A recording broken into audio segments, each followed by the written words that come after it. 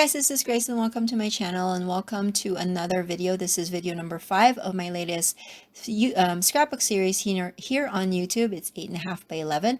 And with this one, I wanted to document a long story.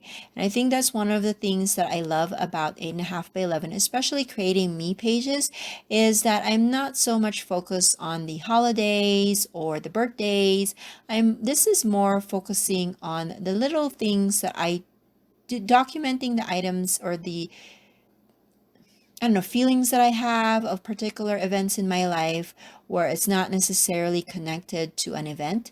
Although this one is kind of sort of, but it's just nice to get away from like your typical holiday scrapbooking or birthdays or travel even. So I like that I was able to step away from that for a bit. And as you can see, the story that I had for this particular page is pretty long. It filled up most of that 8.5 by 11 white paper on the right side. And that's what I'm going to do here. I'm going to keep that white page there. And then I am going to use some pattern paper as my left page. Do you guys remember this swan paper? I used that in page number 1.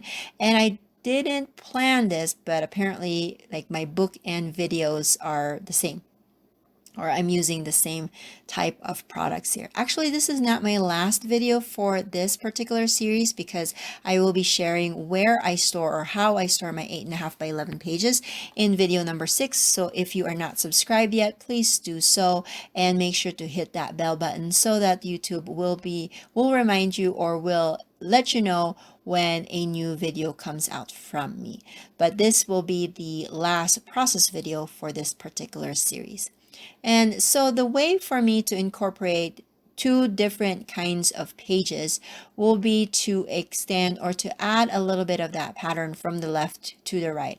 The beauty of this is that the right paper is, or the right side page is only white, so it's easy for me to incorporate different kinds of colors in there without conflicting with the existing paper already. And I like that the elements on the right, or sorry, on the left is extended to the right. It just makes it balanced for me. Now, I really like this particular 3x4 card that says live a good story, because this event in my life is really well, I don't know if it's a good story, but it had a happy ending, so it's a good story nonetheless. I kind of alluded to this particular event in my life in layout number 2, where I talked about my hiking up Pikes Peak. And this is basically kind of the process or the road that I took in order for me to get to that point where I could hike up a 14er. And this is basically the story of when I fell into my window well. I went through, most of my journaling is about that, but most of my pictures are the things that I kind of did after. So it showed my crutches because I was in crutches for a couple of days. I could not put any weight on my left feet because my leg was just throbbing. It was really hurting because what happened was I fell, and I mean, thank goodness I fell on my bum, but on my way down, my left leg kind of just shot like straight 90 degrees up, and I am not that flexible, but you know, with the way I felt, it just happened that way. And so it really just strained my muscles. Thank goodness nothing broke, but I couldn't put any weight on there for a while. And then I started kind of hopping, and then it went to shuffling. And then as you can see in the picture of my treadmill, I did 31 minutes and I did not even do a mile. That's how slow I was in the beginning. And I didn't start walking till I think it was maybe 2 weeks after my my accident. So it was very eye-opening for me and humbling to know that my my body can tell me to slow down and to stop even when I don't want it to. But it was very humbling because, I was like a child. I was learning how to walk again. And so that was a really interesting process for me. And then I started to walk, and these are just pictures of me like walking outside because it was during the summertime. So it was still a good weather for me to walk. But even then, I was walking really slow in the beginning, shuffling my way. And then finally, I think after, I want to say 6 weeks, I was back to my normal pace. And it took me 2 months to, be able to walk. And then I think in the third month, I was able to kind of jog again. And then finally being able to run my normal pace after maybe 5 months or so. And so that was a long road and something that I don't want to forget. And so that's why I wrote it down. And also in my journaling, I wrote down those people that have helped me, my kids, because at that time my husband was at work. And so it was my kids that were helping me. And then I had a good friend drive me to the ER because I was afraid that I had a broken bone or something on my leg. So I had to go to the ER and had to do all of that, the CAT scans and the x-rays and things like that. But again, thankfully, nothing was broken. And then I was able to just continue my journey to getting better after that. Now, I had wanted to use these rub-ons, and I don't normally use rub-ons anymore in my crafting, but I had this in my stash, and it was new to me. But as you can see, nothing is sticking. Like it was these like dangling kind of necklaces or whatever it was. I wanted that to be an accent to my page. Nothing was sticking, which was really sad.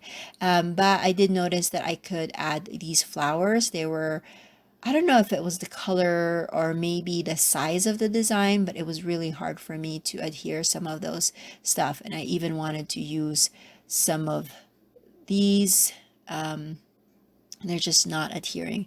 Finally, I'm going to go with the flowers and some of the butterflies. And then I'm just going to chuck the rest of them because, there's no reason for me to keep that in my stash if it's not even going to work. So I am just going to use whatever I can from this sticker sheet and then just call it good. So I don't know. Let me know in the description box below. Do you guys still own rub-ons? Does this still work? I mean, what have you found to help with getting those rub-ons to stick on paper? I think maybe, well, my area is not humid. Is it because it's a dry weather that it's not sticking? I don't know. Let me know in the description box below what you've learned about rub-ons throughout the years, because I know they were pretty popular at one point. So I'm just going to finish this off with some decorations. The journaling is already done. It's printed on the one side, and then I have my title, Live a Good Story.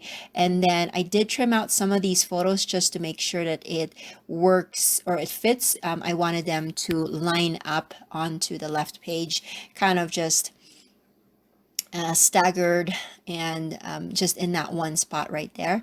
And then I'm just going to decorate this with a few more things from this collection. I don't know if I mentioned it, but it's a collection from Webster's Pages. And I gotta say, these papers are really gorgeous, and they're fairly, excuse me, they're fairly thick, so it's really good quality. I can't remember where I got them.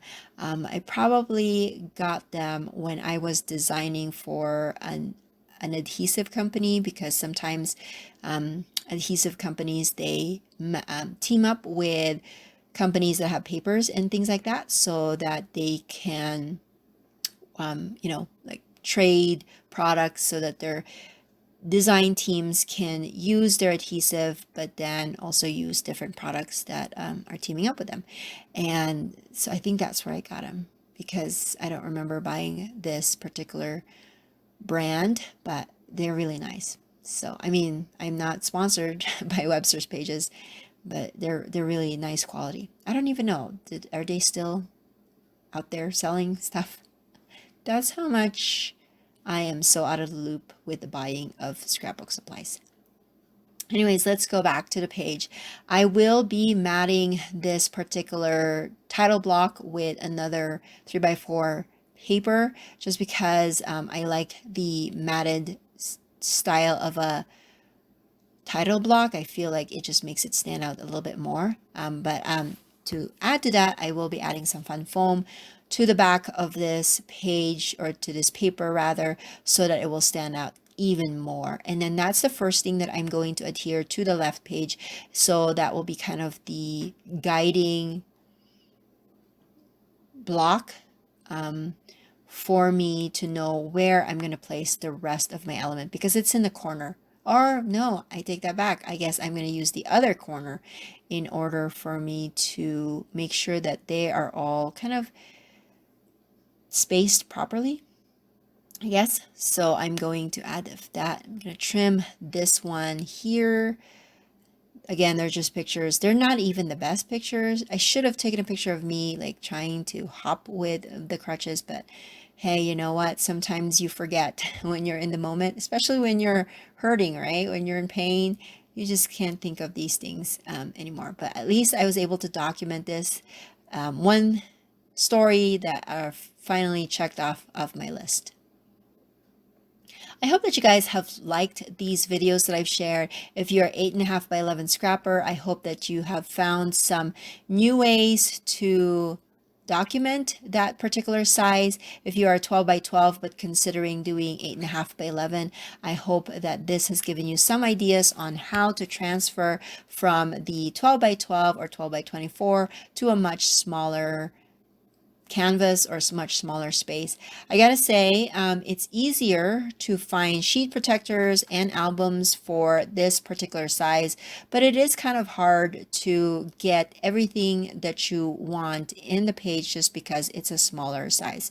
But whichever one you prefer, I think that the biggest thing is to document the memories that you want to document, right? Like, it doesn't matter what size it is, as long as you are creating for you, it makes you happy, it helps you to not memorialize, but just document the stories of your life, because somebody years later, I bet you somebody in your family will appreciate the time that you took into sharing your story with them. Okay, so now it's just decorating. I will pull out some of the stickers. This is still from that Webster's Pages collection, and I'm just going to add stickers. And then also remember that 2 by 2 cut apart paper. I'm going to pull out some items there as well, and just do the same thing that I did with layout number 1, where I would punch out one from my scallop circle punch as a background, and then use my 1 3/4 circle punch for the actual accent that I want to incorporate. I really love those flowers, and I'm glad I used them here, and I'm glad that they worked. It would really be a bummer if I had to end up tossing the whole package and not be able to use the rest of them. Now I'm pulling out this, and there is that, see that 2 by 2 that says it's a new day. I thought that it was perfect for this particular story that I am incorporating. And then just right next to it is that floral piece. I will be using that as well, but I guess I'm going to use the pink one with a swan as my background piece, and then I'm going to add that to the part of the layout on the left side, and then do the same on the right. And that is it. Thank you so much for watching, guys. If you have any questions, make sure to leave that in the comment section below, and I will catch you guys video number 6. We're almost done with this series, and then we're back to creating with 12 by 12. See you then. Bye.